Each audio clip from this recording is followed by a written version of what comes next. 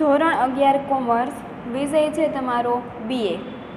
એની અંદર છે તમારો પહેલો પાઠ ધંધાનું સ્વરૂપ, હેતુ અને કાર્યક્ષેત્ર। એની અંદર આપણે જોઈએ પ્રસ્તાવના। સમગ્ર વિશ્વમાં આર્થિક પ્રવૃત્તિઓ વેપાર અને વાણિજ્યને જીવંત રાખે છે।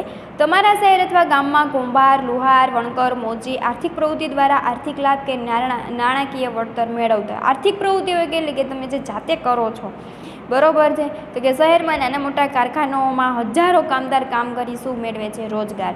આ બધી જ પ્રવૃત્તિઓ કેવી છે? આર્થિક પ્રવૃત્તિ। તમે કામ કરવા જાઓ છો, બીજી બધી પ્રવૃત્તિઓ કેવી કહેવાય? આર્થિક। જેનો ઉદ્દેશ શું છે? આર્થિક ઉપાર્જનનો।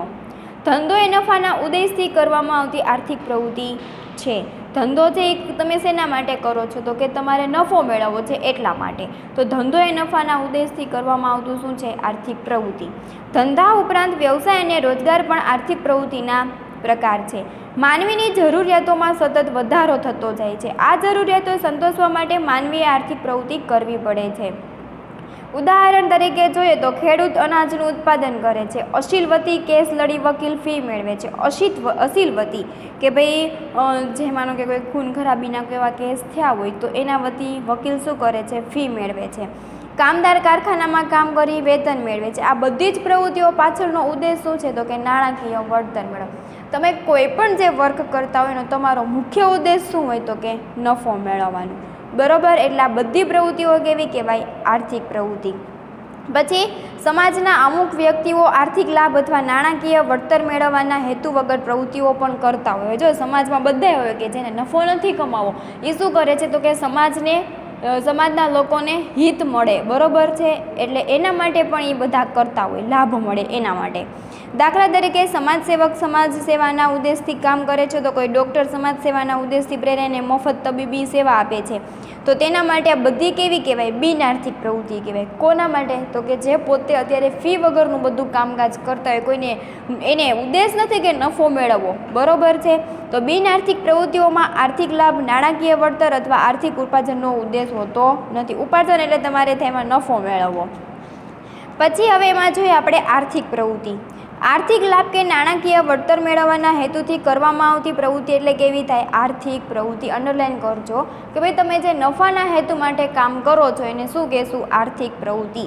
જીવન જીવવા માટે માનવીએ આર્થિક પ્રવૃત્તિ કરવી પડે છે, જેથી નાણાં મેળવી માનવી તેની જરૂરિયાતોને સંતોષી શકે।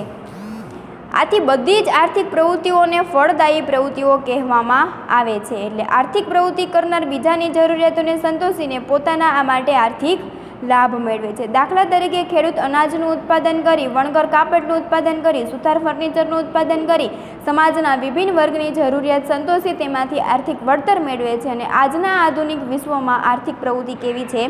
કેન્દ્ર સ્થાને છે। હવે એમાં જોઈએ આપણે બિન આર્થિક પ્રવૃત્તિ। તો કે બિન આર્થિક પ્રવૃત્તિ હેતુ નાણાકીય વળતર અથવા આર્થિક ઉપાર્જનનો હોતો નથી। બિન આર્થિક પ્રવૃત્તિમાં શું હોય? તો કે એ લોકોને એવું નથી કે અમે નફો જ કમાઈએ, તો કે સમાજમાં કેટલીક વ્યક્તિઓ નાણાકીય વળતર કે આર્થિક ઉપાર્જન મેળવવાના હેતુ વગર પ્રવૃત્તિઓ કરતા હોય છે। ઉપાર્જન એટલે નફો મેળવવા વગરનો, બરોબર।